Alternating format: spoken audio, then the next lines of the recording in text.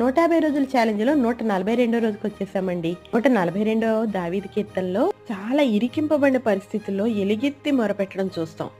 ఇక్కడ కీర్తనాకారుడు ఎలుగెత్తి మొరపెడుతున్నాడంట.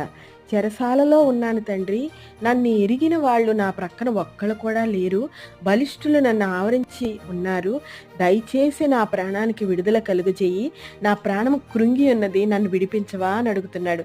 దావీదండి అనేక మార్లు ఇలాంటి పరిస్థితుల్లోకి వెళ్ళిపోయాడు.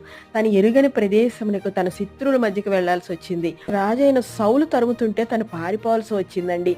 తను ఎక్కడికి వెళితే అక్కడ ఆ ప్రదేశాన్ని కనిపెట్టి తరమడం జరిగింది. కానీ పౌలు చెప్పినట్లు మనం ఇరికింపబడిన వాళ్ళం కాదంట, శ్రమలున్నా కూడా.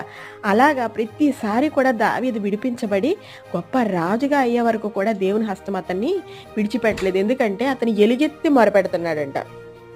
దావీదు వల్లే మనం కూడా ఎలుగెత్తి మొరపెట్టినప్పుడు దేవుడు మనల్ని విమోచించి రక్షిస్తాడు.